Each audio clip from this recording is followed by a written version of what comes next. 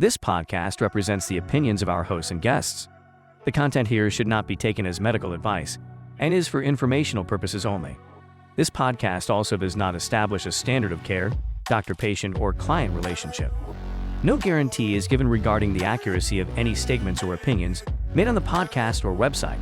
And because each person is so unique, all listeners are encouraged to connect with counseling and medical professionals for assistance with their personal journey. All people, places, and scenarios mentioned in the podcast have been changed to protect the privacy of those involved. Welcome to We're Not Fine. I'm Dr. Talia Jackson. And I'm Doug Jensen. We thank you for listening every week to our deep and thought-provoking conversations about relationships. Because as everybody knows, we did not finish the Enneagram conversation, and we had to end at a certain place. So, because we can't stop talking, which brings us to the next four. I literally cannot wait. Here, I'm going to show everyone my mug again that, my best friend gave me. It says, ask me about the Enneagram. I think this which I never do. Merch. Nobody ever does, and that is a real missed opportunity for all of you. So start asking. Really? Really? Okay. But the next four that we're going to talk about are, 6, 7, 8, and 9, which is so fun for us because I'm a 7, Doug's an 8. Both of us are 1,000% certain that we're the best type in the Enneagram. One of the things that I loved the most about the last episode, Doug, is that it never occurred to me that this is where these Enneagram episodes were going to head, but you took all of the descriptions and did. You were like, I don't think I'd date that person. I would date that person. Ooh. And you were like, no, forget the 6. Give me a 2. Give me a healthy 2. I loved it. Yeah, I will tell you. So I'm not, again, I don't even know what an 8 is. I just know that when I'm drawn to other people, there are other 8s. Like, I really love the energy of 8s. However, in a relationship, that would be a nightmare because 2 of me is not what I want. So right. I feel like 2 8s is like TNT. But it's a little like that. Get there. We're going to get there. I have so much to say about this, but when we get there, we'll talk about it. But I find myself like now thinking a little bit about it. I don't ask you about the Enneagram because, frankly, I think you'll tell me anyway. I think you'll be like... Yeah, that's sadly very true. You'll offer it whether I want an analysis of everybody we ever talk to or interview or... It's true. Well, I mean, for example, right? Like, we are in the market for our dream team in this beautiful podcast that we're building. We are onward and upward, sniffing out for the people that are just in alignment with our vibe and our vision, and we're so excited about what we're doing that we want to bring on people with this on this journey with us. Yep. And so yesterday we interviewed this literally the loveliest woman ever, and we were telling her, like, we are looking for somebody who is vision, strategy, leadership, like sees the long game. And then basically what she said, which only makes me love her more, she was like, well, if it means anything to you, I'm a 2 and a 9 in the Enneagram. And then I rolled my eyes and I'm like, you're out. I'm kidding. Oh my God. I'm kidding. I was like, oh my gosh, thank you so much, because that means everything to me. And what that is you are a giver and you are a peacemaker, which means you're very relationship oriented, that you would do anything in your power to please and support your partner, whether it be in work or relationships. But what that also says to me is you are not going to be able to lead us, direct us, put us in our place, challenge us. And she was like, yes, that's right. So do you see how important the Enneagram is? Well, however, was that a yes? Yes, no, it was not a yes. It was I understand. I will tell you, it was kind of interesting. Like, we're interviewing this woman, and who, by the way, I loved every part of her and her energy. I'm sure if you're listening to this, you know who you are. I wrote to you, I texted you while we were interviewing her. I love her. So I love that she knows herself. I love that she's able to articulate adequately like what she's good at, what she's not good at. But of Yeah. course, that's not the right fit for a producer, but it's a really good fit for the person who would do the Supporting. executing or supporting or That's right. putting things into play that we've decided need to be done, but needing to be told what to do. And it was kind of a beautiful observation. Like she's clearly worked enough. Go ahead. It makes me adore people. Like Yeah, I've told you I this a agree. million times. Like my love language, I think, is self-awareness. Someone who can just be like, this is who I am. This is what I bring to the table, which is, again, why I am so crazy about the Enneagram, because like a healthy version of me looks completely different than a healthy version of you, Doug, or a healthy version of my husband, right? We are so completely different in our wiring that we need to understand what our type is so that we can know what we're striving towards. What does the best version of us look like?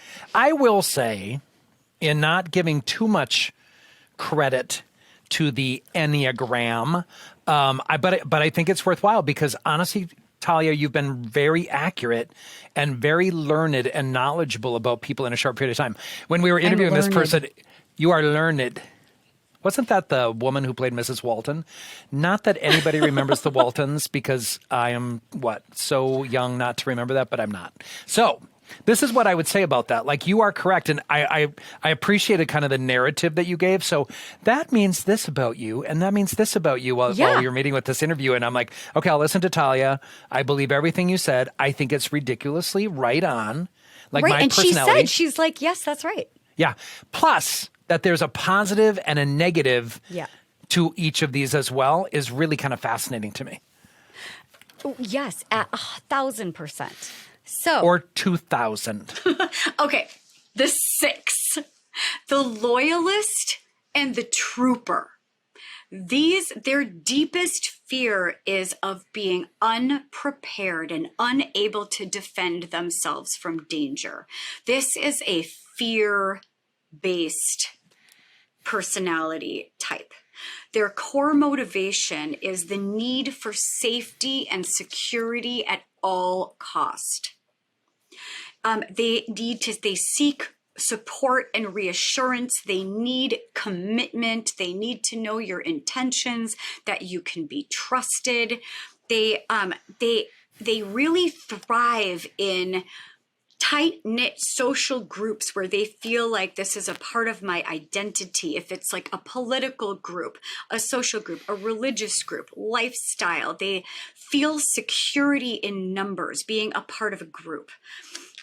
They're an amazing team player. They're great communicators, and they're very detail-oriented, which also is a way for them to protect themselves against the apocalypse. Whatever they're worried about, like the sky falling in, abandonment, whatever is happening for them.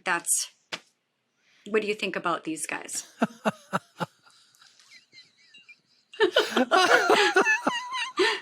Do you want to date them? No, I don't. This would be a bad fit for me.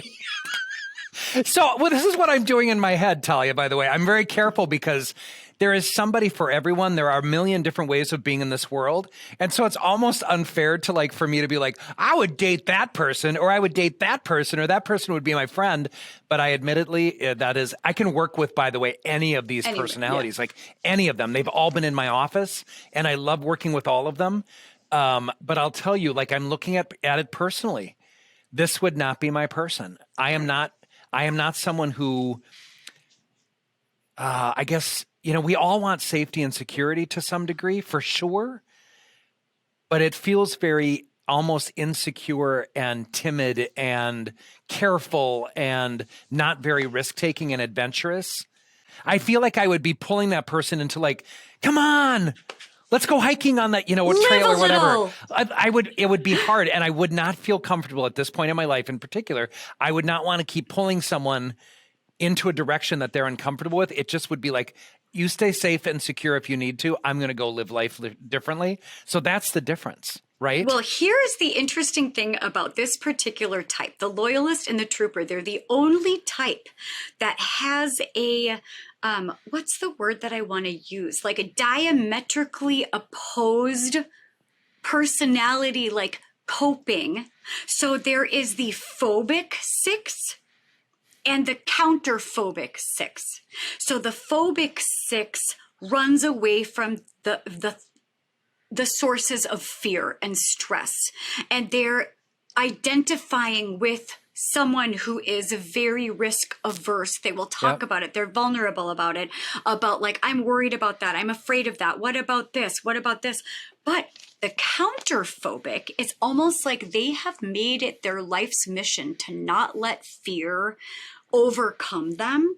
And so these guys are the bravest of all because they're living with the fear and they're running towards that roar anyway. So that sometimes translates into like rule breaking or like, fuck it, let's just do it. Who cares? Like, and it's such an interesting type, right? And neither one has anything to do with healthy versus unhealthy. It's like, it's just if they veer one direction or the other. I don't know. Either one feels something to me. Because not your type. Well, not my type. And let me tell you why. The second type that you said, the one that is like, let's throw caution to the wind and just do this, that feels contrived and forced to me instead of organic and natural and just easy, breezy, flowing, living life as is right for you.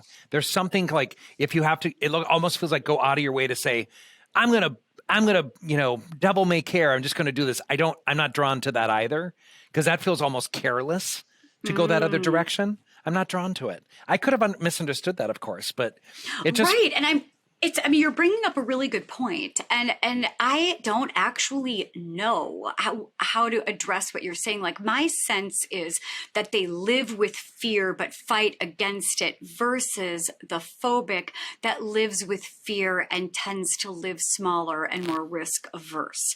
So I know what think it that, is. Go ahead. Yeah, tell me. I was just going to say, what you just said clarified for me what I would struggle with. Okay. Because it doesn't really then address that underlying fear. So I look at this therapeutically, like, let's figure out why you're afraid. First, don't decide, I'm just going to do the opposite of what my intuition is without understanding why you're doing that. Like I would be wanting to go into like, let's talk about fear and really let's dig into that. It's kind of like people who, and I will use sobriety as an option. Like for people who just say, I need to stop. I have not worked with someone that just can say that and then stop versus think about why it is that they are drinking to begin with or substance abusing to begin with. The underlying, I'm a therapist who believes in understanding the underlying pieces of the puzzle to have insight on why we do what we do, to really do that deeper work to understand why change can happen. So this idea of, I'm just going to go the opposite of my fear and try to ignore the fear. I would say dig deep and face the fear head on. Like it still doesn't feel healed to you or self-aware. Thanks. That's exactly what I'm trying to say. That's exactly well put. I don't think it's healed. It's like if you just keep doing the opposite, it might be a fake it till you make it type approach from that perspective. And I think there's a benefit to that. But it feels like maybe these personalities might not do that underlying work to really understand where the healing needs to happen. So that's beautiful. And that's why we're here. And that's why like there's the unhealthy and the healthy. Yeah, and that's such a wonderful way to navigate it. So the unhealthy is really fear-based decisions or like even if you're running towards or running against. And the healthy 6 is trustworthy, they're loyal, they're honest, they're protective, they're very relationship focused, they're wonderful friends, and they're seeking the same. They're seeking loyalty and stability in their friendships, and they're more balanced, right? They're not as fear-based because they've done their work. I don't think I have any 5s in my, or 6s. What number are we on? 6? 6s. Numbers. I don't think I have any 6s in my life. Guess what? My BFF, Leslie, she's a 6. She's a healthy, glorious, beautiful 6. I'm going to think about that. Yeah. So I know one. And you know her, and she's been on the show. Boy, she does not feel that way. Because she's healthy. That's why if someone's healthy, you can't always tell what they are. It's as soon as they start exhibiting the pathology that you're like, ew, I know what you are. I could go into my interactions with Leslie, or Goldilocks, as I call her. Yes. Which by itself explains that there was an ease to her and a comfort That's level in right. our interaction quickly that did not feel to have an underlying fear. That's what right. I am because she's struck by. healthy. She's healthy. Okay. That's what healthy feels like. Goldilocks, we are going to chat more. That's what I'm telling you. That's Okay. directed directly toward you. So, Doug, now Hi. we get to talk about the world's best type Oh. that everybody covets. No, I'm just teasing. So clearly Actually, a 7, given that you're a 7, is self-centered, self-gratifying, kind of. Yeah. grandiose, all those. Yeah, great. Okay. Well, I mean, I will tell you. Okay, welcome to the 7. I'm so excited to share because now everybody who's been wondering these things about me or someone that you know, let me just name it. So the 7 is called the enthusiast and the epicure. And so our deepest fear is to be stuck in pain, tedium, boredom, which is so real. Like we would chew off our own arm if it felt like we were stuck in something unpleasant, whether that is an uncomfortable conversation. It's literally what I always tell Rob, because Rob is, of course, my husband, in case you are just joining us. He is a 1 in the Enneagram, and he is, because he's a 1 in the Enneagram, and also because he really enjoys apocalypse movies and such things. I do he's too. Sort of this like prepper. So, not like to the extent that it's like a little creepy and scary and conspiracy Rob theory. and I need to talk about how much water we have. Oh my God. I just lean back and chuckle. I mean, like, we've got a surplus of like batteries and canned goods, and like our storage room downstairs is like ready for us. And what I keep on saying is, I love you very much, but I give you permission to eat me first. I have zero interest in surviving the apocalypse. I can't wait. And he also told me I'm not on his short list for survivors of the apocalypse because I am so good at being an epicure and an enthusiast. And as I've mentioned before, I love the finer things. I love high thread count. I love soft cheese. I love wine. I love travel. I You love am getting not an epicure at the nail salon. an epicure. Yeah. Yes.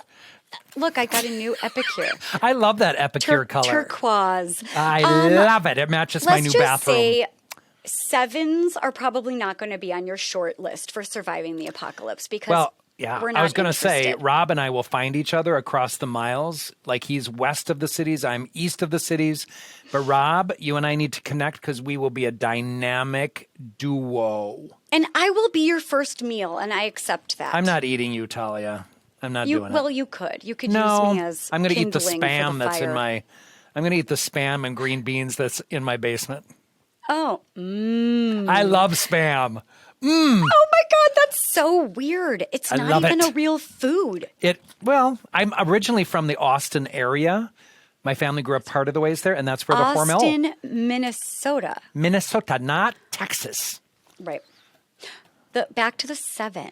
Oh, back to you. Back to me, the most interesting topic of all topics. So, our core motivation is to avoid feeling bored or sad or trapped or uninspired. As you know about me, right? I do.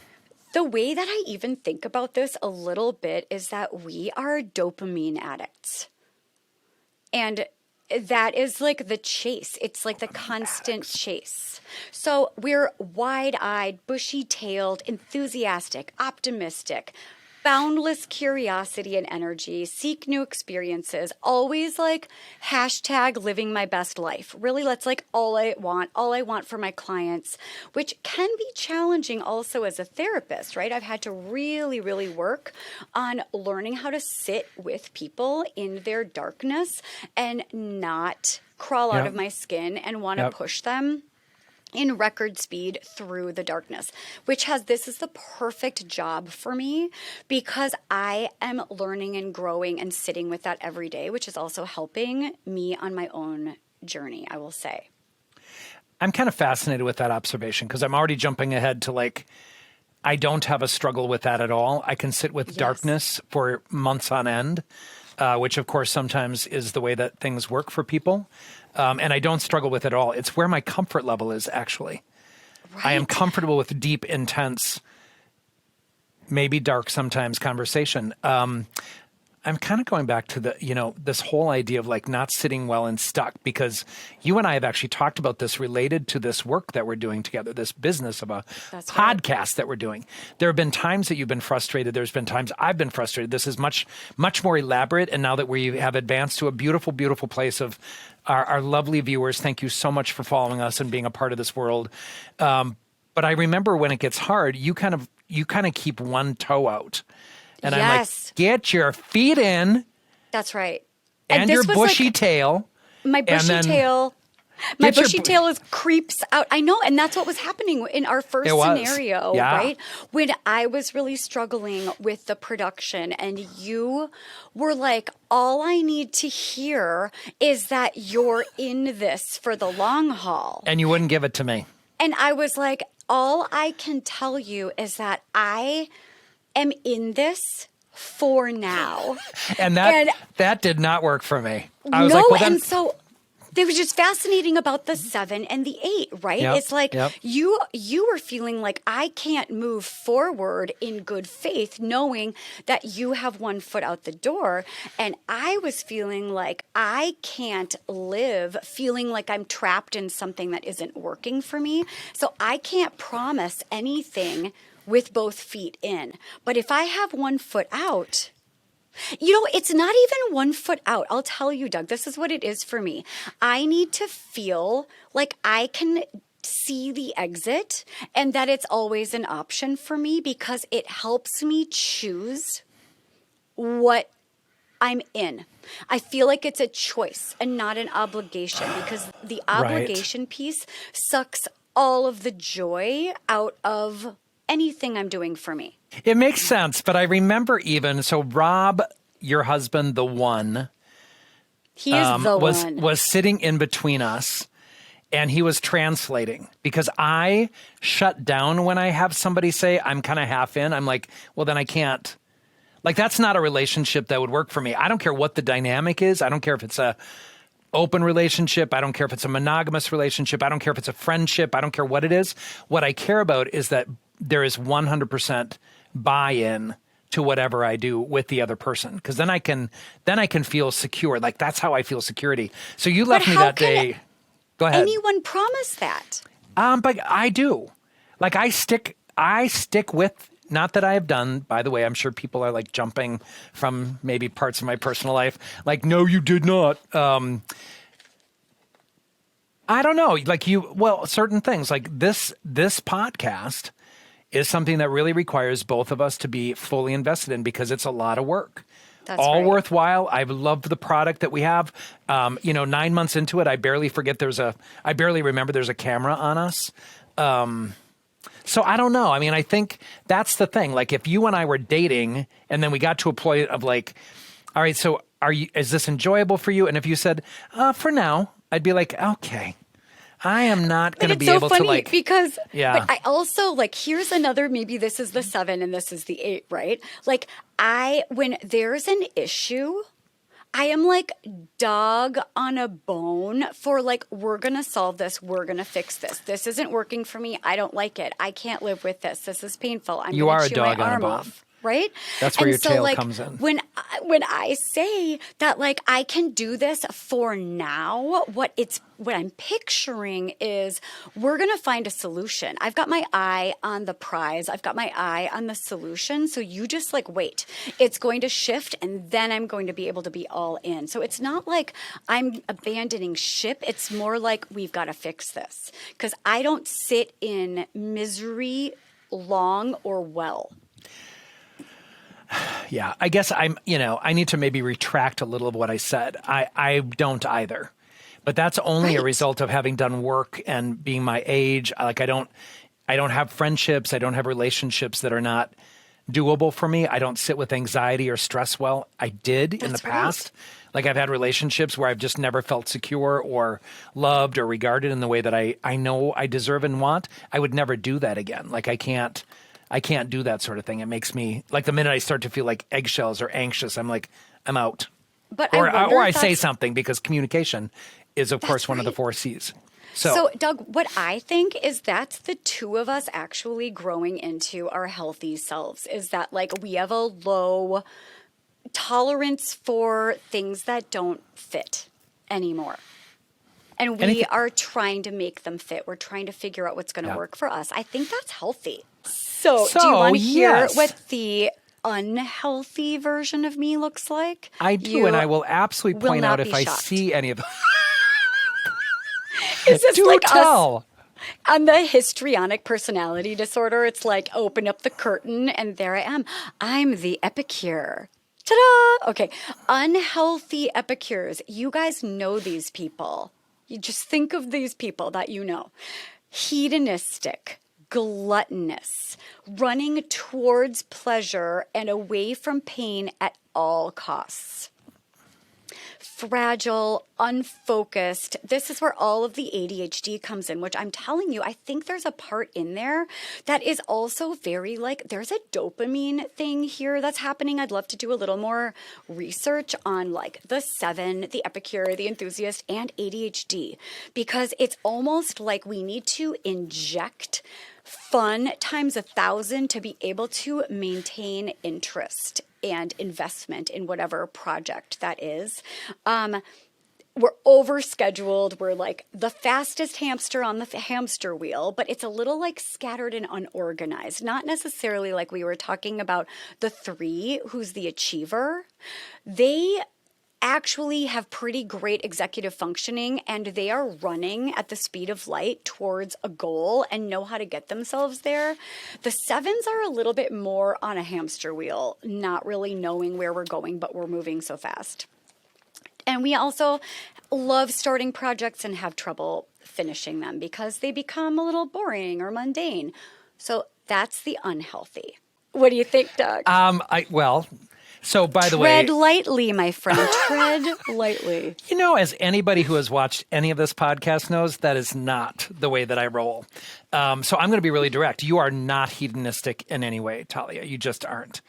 No, you're really not. While you get an epicure every week, I think that's not the case. I will tell you, though, and I'm going to just stick with the unfocused comment first. Like, of course you're unfocused, but ADHD is a diagnostic piece and it's a neurological piece that, you know, you own and you treat and you take care of and you acknowledge and all that sort of thing. And it absolutely shows up in this podcast. Like, I'll be like, what did you do?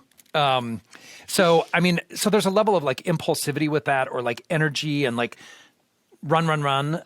However, the part that I will say, I do think you avoid pain. Yeah.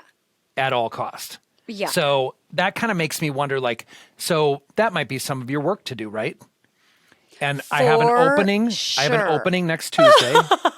Why do I feel like the only time I'm ever really going to be able to face that is if like there is an apocalypse and I have no other choice. And I'll be No, like, that's Rob, not it. I know I told you to kill me, but actually, can I stay around just one more day? Yeah, I don't think we need to eat anybody that we know. Yet. I think there will be a lot of options for meat and protein outside of that. Really? You might not be watching the same movies I'm watching. I am a Walking Dead fanatic until probably the I last can't few watch it. seasons. Oh my God. Obsessed. Could not get enough. So I found myself, by the way, if I was binging it, I would find myself, this is totally off the subject, but I would find myself thinking, what if outside my office, a bunch of walkers were outside waiting to eat me? I found myself, what would I do? And I had a plan. Like, I love the plan. I love the whole thing. Anyway, so back to your unfocused, avoiding pain at all costs. Yeah, I think being a little bit more resilient. We have an upcoming guest talking about resiliency. I think there's resiliency to explore a little bit as it relates to like when things are painful, when things are difficult, Which, by the way, Talia, we've had difficult moments and you haven't Yes. shied away from those, but we take different roles in those. That's like right. I'm the lion that comes in and like addresses it really directly, and you're a little bit more peaceful. Like, so I think what this means is I think what we need to do is pivot into this or whatever. Like That's it's kind of right. good cop, bad cop, for lack of a better term.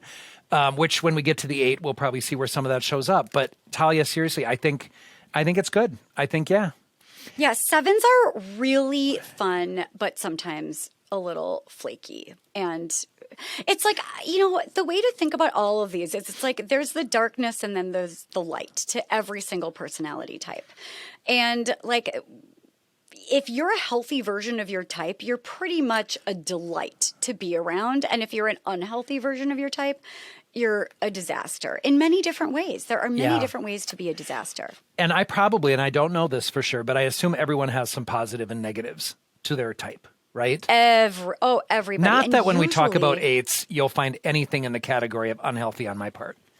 Oh, absolutely not. You're totally right. You are perfect in every way. You're just avoiding pain. You're avoiding conflict. Go ahead. No, I mean, I kind of love our conflict. I'm like leaning into it. Oh, okay. I am teaching you how You to embrace pain You and are, discomfort. I know.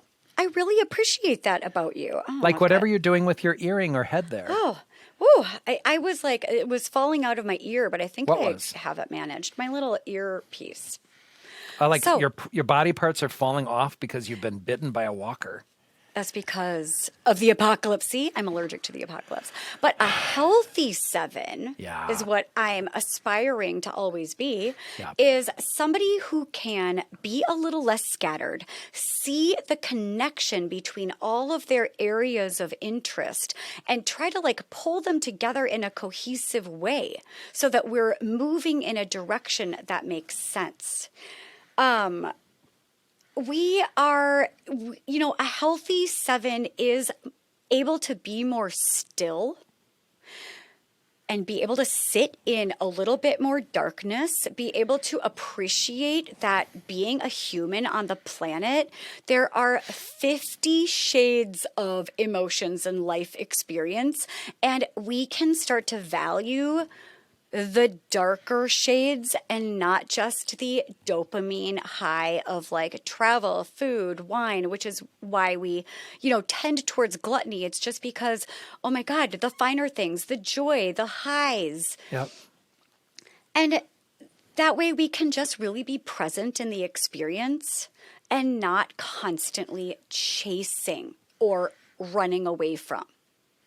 So that's the goal for the 7. Are you I love ready it. to hear about you in all of your glory? Yes, but first I want to ask you, so as you go through a 7, which you identify with, do you find yourself constantly analyzing yourself and observing where this shows up for you and continuing to explore your work as a person? Yes, because I will notice, like, even when I'm feeling really healthy and really good and really balanced, Yep. the way that it shows up for me is like if Rob wants to have a hard conversation or, and then I'll feel really like, oh, God, what now? Like, oh, and then I remember there was a time that I would just be like, I curate my most beautiful headspace. I love being in my own head. It's almost like if you think about the inside of your head, your inner landscape as this garden, mine is the most beautiful, serene, joyful. It's exactly what I want it to be. It's like I'll be cooking and I'll be sipping on some delicious wine and listening to my favorite music and appreciating the light coming in through the windows, kind of sparkling on the fresh flowers that I bought, and like really 10 out of 10 vibes. And then Rob will come in and be like, I told you that we already had crackers. Why did you buy another bag of crackers at the store? Right? And I'll be like, no. This is my precious mind space. Like, get out of here with your mumbly, grumbly, miserable energy. So I did that that's to you so this sad. morning. Yeah. You did. And you were like, sorry, I'm a downer. And I'm like, oh my God. You were like, I love this so much. I'm so excited. I'm like, I'm not in it. Nope. And yet I am now, right? Like I'm very transient about like what this process is. But you came in so positive this morning. I'm like, okay. I know. So I do have a tendency, because of how high my mood usually is, that is curated by me. I feel very fragile about, like, if other people are coming in, and this does not apply at all, by the way, with my work and my clients. That is a completely different energy, sense. A completely different space. I can sit in the muck and the mire and the darkness and hold someone's hand for years. It doesn't like trigger that same feeling.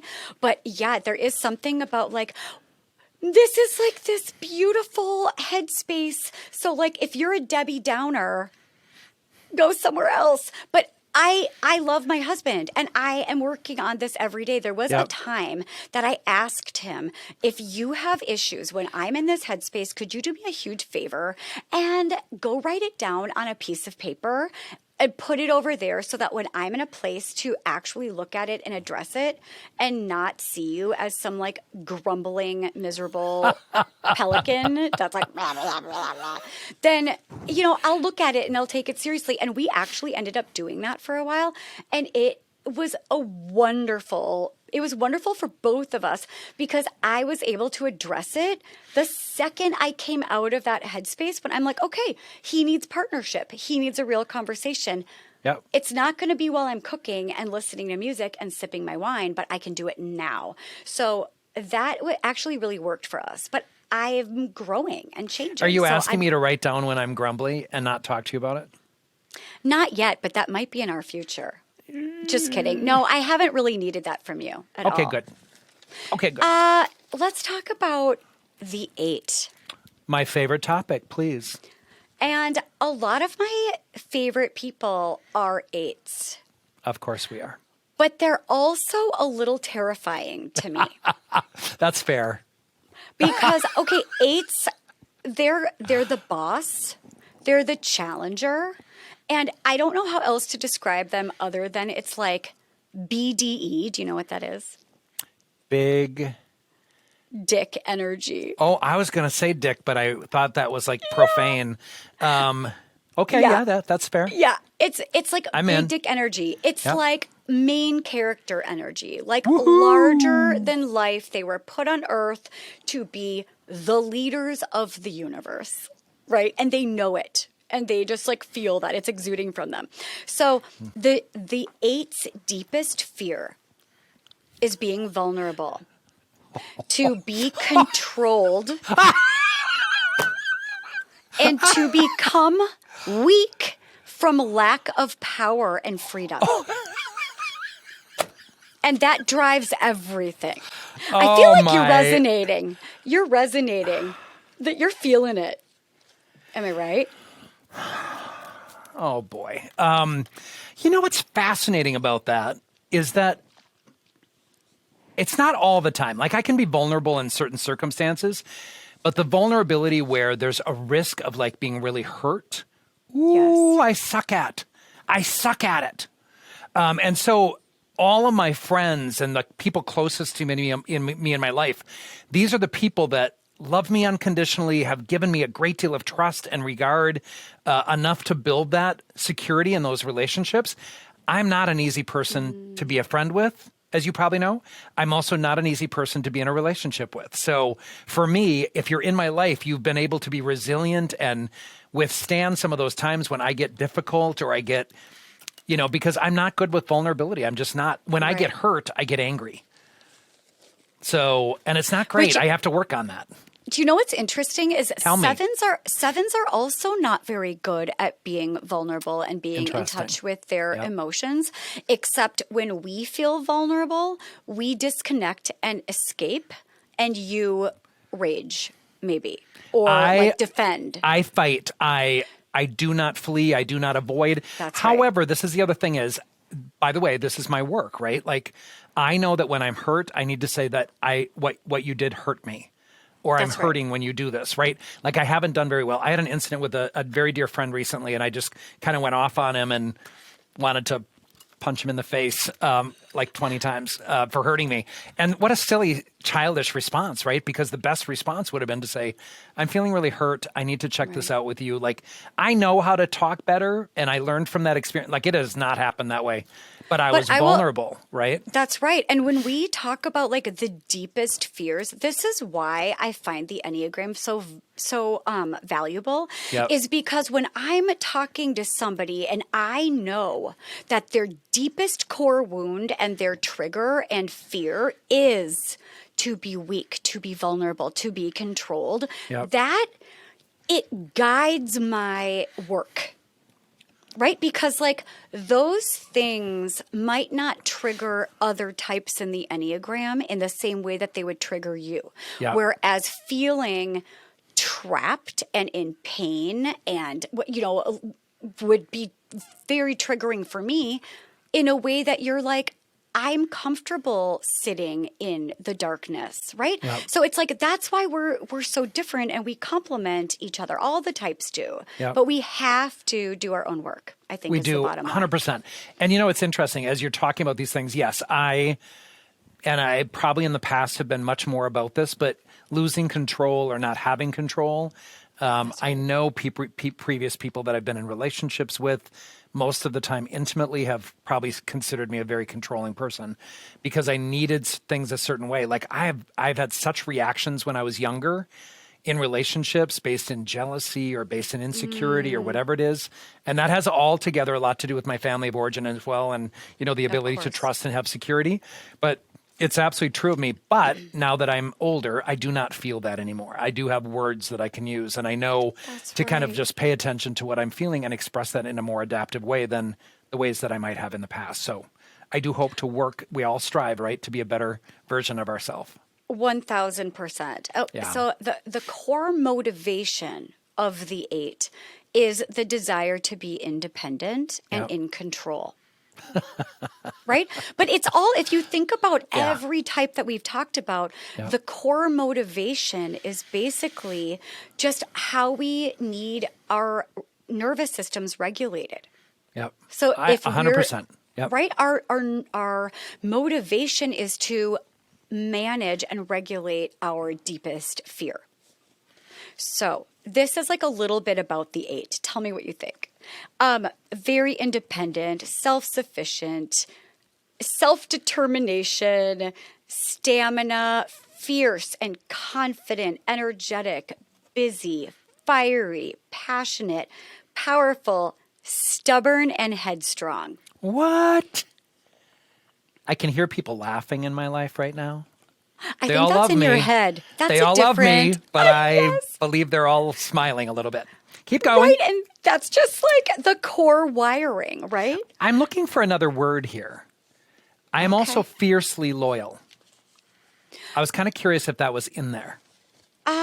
That I feel like being fiercely loyal is not necessarily a part of the 8, but it's a part of like a healthy human. So it's definitely a part of you being healthy. Okay. But I would say that actually, I think it really does depend on health because I'm just about to hop into what unhealthy looks like. Okay. But if you can think about this, that like Barack Obama and Trump are both 8s. So they both have like the leadership, the drive, the stamina, the passion, but one of them is really healthy and a that's fair. benevolent leader and bridges people and pulls the country in a more united direction, right? Thank you, the Barack. other is not. So it's not about the type, it's about the level of health, is I guess what I'm trying to say. So Nice. an unhealthy 8, Yeah. desperate need for control over themselves and over others. Yep. They're pushing their agenda, desperate to influence at all costs. They can be tyrannical, intimidating. They use manipulation and bullying to get their way. Well, and that there's just no speaks empathy. to everything. Wait, I mean, it really does speak to everything, right? Like it's I mean, exactly what the Trump administration was about.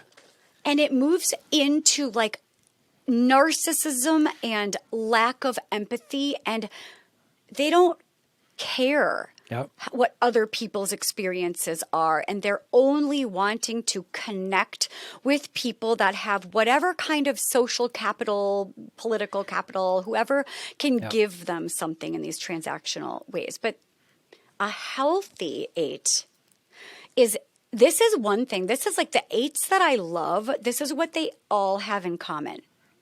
And it's more so than any other type. When you think about politics, and like you and I know a handful of people in politics, right? We do. And many, many of them are 8s.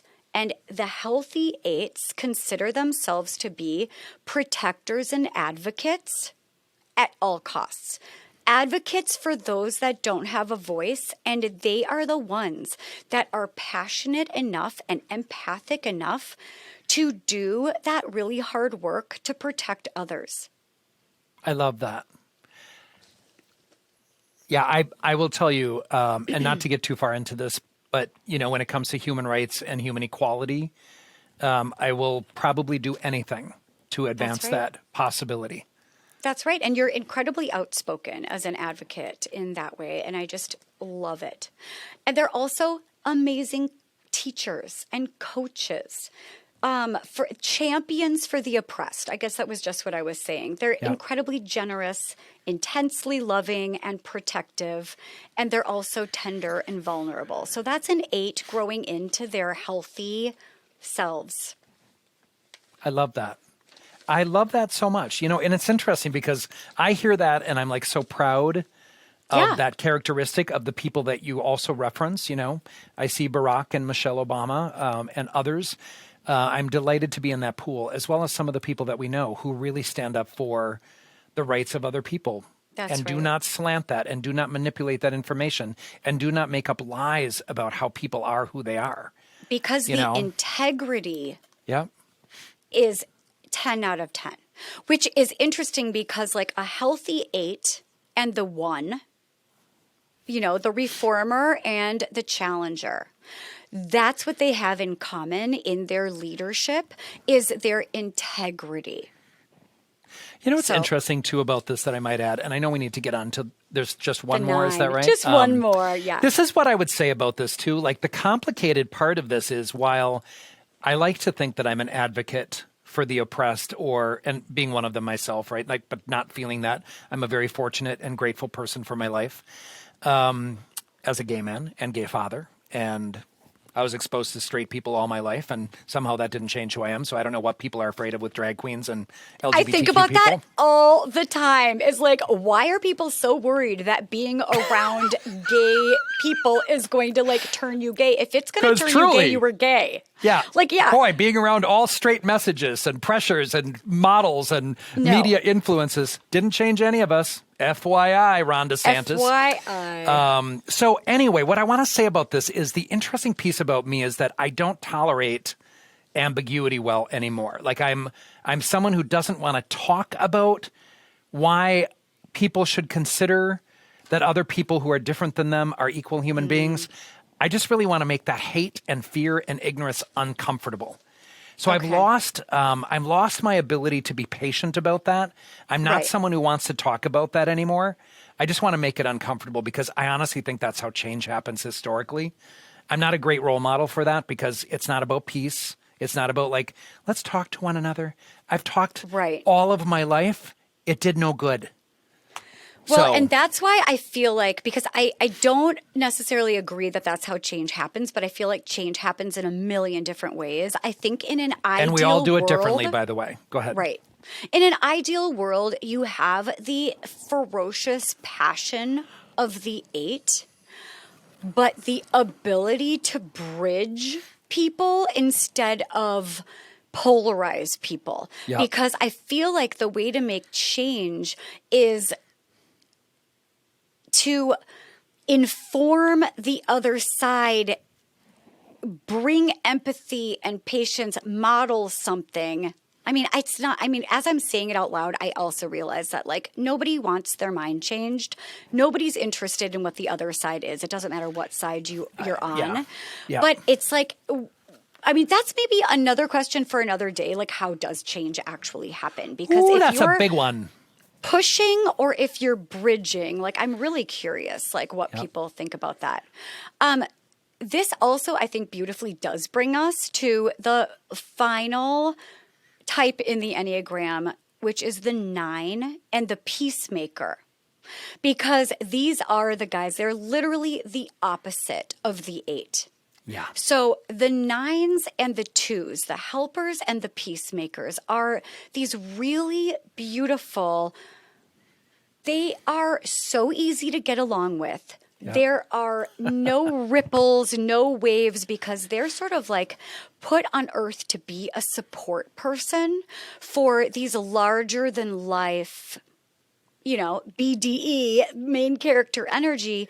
They're very, like, the 9s are, they sit on that bridge. They sit on that fence. Their deepest fear is being too needy and pushing people away. So that's they don't want to make any false steps in relationships or make anyone upset. Their core motivation is and it's desperate, right? This need for peace and harmony at all costs, which actually I think a lot of us 7s can relate to that. That it's like a very fragile, delicate vibe there that we're trying to hold on to, that maybe the 7s and the 9s were brought up in a lot of turmoil, chaos, divorce, unpleasantness. I don't know. I'd be curious to know other people's experiences, but it's almost like we need that calm water to feel grounded, and anything that's slightly unpleasant or painful really triggers us as feeling like unwell or ungrounded. Talia, is this like the zodiac where like you can be a Sagittarius, but your moon is in Virgo, or I don't know. I'm probably saying that really stupid. No, I totally get it. Yes, there are wings. There are wings. You can be like an 8 with a wing, which is why I really would love everybody that's listening and finding value in this. If you want to go to truity.com, TRUITY.com, and Alex, our fabulous editor, is going to put the link in the show notes, in the YouTube. Just click on that link. We're going to get it on our Instagram profiles as well. Maybe my LinkedIn. No, it's not LinkedIn. It's Linktree that has all of our episodes. But like, I'm dying to know what you are, what you think, what your wing is, right? Like what your personality is, what it looks like when it's healthy. A little more about this 9. They are calm, collected. They're natural mediators. They diffuse conflicts with ease. They're very zen and mellow and soothing. And they're generally liked by almost everybody because they do not ever piss anyone off intentionally. They're fluid. They're slow moving, which I will say that this is like the only thing that a 9 will do that pisses people off, because they're not able to communicate dissent. They're not able to communicate any sort of disagreement. So they'll say yes, but then they will never do the thing that they said they were going to do. It is like paralysis.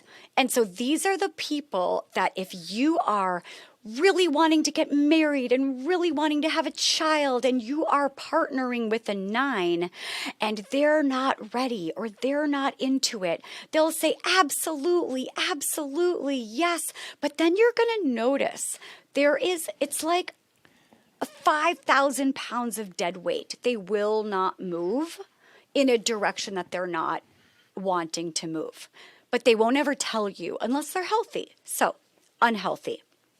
They're lethargic, unable to concentrate. They feel sort of insignificant, that they don't matter in the grand scheme of things. They can be sluggish, hard time making decisions. They have a hard time moving forward in life with like clarity and passion, because they're very afraid to make the wrong move. It's hard for them to make goals for themselves. And if they do make a goal, there isn't a tremendous amount of discipline around that. They don't really honor commitments to themselves. So that can be really hard. It's hard being any type that's unhealthy. Yeah, I would guess so. And it's interesting because I'm processing now. I mean, I do this, with every one of these personality types. Like, I evaluate, like, would I be a good person for this person in an intimate relationship? Really not. Like, this would not work for me to have somebody who cannot tell me what they really think, say what they mean what they say, under any circumstance. And of course, given who us eights are, that we're just kind of out there with it. I benefit from, and all my friends can do this. Like, they can say, okay, I don't know what's going on for you, but let's talk about this, right? That's right. You do really well with that when I'm in a crappy place like I was this morning as well. But I will tell you something. The other thing that I think about is like, what does a 9 do in therapy? Like, are they pleasers? Are they people that will not say what they really need or what they really think? And I also, and I hope this is the case for any 9 that I see, I hope I naturally and organically and sensitively and safely pull you out to be able to really talk about what's going on for you in a way that removes some of that, what I would call avoidance or deflection or whatever words we want to use. Like, because I really think that the optimal is to be able to communicate yourself clearly, right? And directly. You're asking such a good question. So I think that 9s in therapy might be talking about that their only distress in life is with other people being upset with them or conflict or things not feeling good. So there might be like a bit of a lack of awareness about like their potential passivity. Yeah, their role in that dynamic. Their role in that, right? And so like oftentimes what happens if you are passive is the active people in your life start to pit against each other over your head. It's like maybe an unhealthy 9. Like some of the conflicts will be, this is like always kind of the red flag or the what I think about is like, my mother hates my wife. My daughter hates my new girlfriend, because what's happening is the 9 is so wanting to please everybody that they're just like, I can't do that thing because my wife won't let me. My mom said I can't do this thing with you. But it's never an ownership of like, I don't want to do that, or that's not good for me or us. And so like that might be what it feels like to work with a 9 in therapy. And that's their work, right? Yeah, it is their work, which is really easy when you're in therapy because it's talk therapy, right? So you want to, and what I think is difficult, and I've noticed this in my own career, I don't work well with narcissists because I, again, want to like punch them in the face generally within about 5 minutes. But I also will say that for people who might have this personality, I've sat with people in silence sometimes, which is very hard for me to do because, people are paying good money to get insights and feedback and interventions, right? So I have struggled with people who are a little quieter, and I'm processing whether I think they're a 9. And maybe, except not always. Or a 5, maybe the observer. Maybe. Right. Which, but honestly, like everyone just needs help sort of digging deep and figuring out like, what's my part in this? Like I'm distressed by everything going on around me, but the only thing I really have control of is maybe changing the shape of my puzzle piece so that the people that are connected to me also must shift. But I will say like a healthy 9 is able to maintain that beautiful harmony in all of their relationships, but not by being silent, by being diplomatic and able to speak their truth to their loved ones or at work in a very beautiful way. They're still naturally like fluid socially and so easy to be around that if they could just have a little faith and a little confidence that if they spoke their truth, people would actually really feel like they knew you and loved you and understood what you stand for. And then you could start to ease into feeling more confident that like you trust your gut. You go with what you're feeling. You can choose a direction and run. I love it. And that concludes the Enneagram, which is like my favorite topic. And we hope that you found something valuable and interesting in that, even if you cringed listening to parts of yourself or parts of your loved ones. And always message us, DM us. We are dying to know. Did you do the Enneagram? What's your type? What do you think?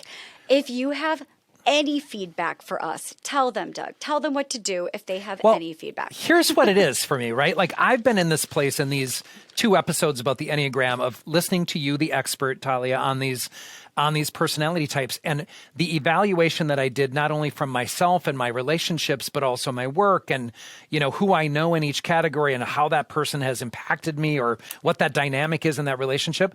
I hope every viewer takes all of that in and it's like, I think I have all these people. I've come across them.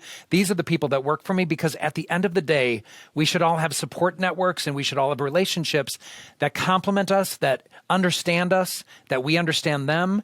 And so huge discussions can come of this for everybody listening. So I wish you all the best on this. It's a fun discussion, isn't it? And no matter what type you are, we hope that you now know what you are growing into and that every type is just a delight when they're healthy. And that 8s are the best. That's what I hope you take from this as well. We love you guys. And if you are liking what you're hearing, it would mean the world if you did a little rate and review on, I think Apple's easier than Spotify, but like we want to hear from you. We want to know what you're thinking. We welcome your feedback all the time. Can't Take care, wait everybody. to see you next Tuesday. I'll be there. Bye, guys.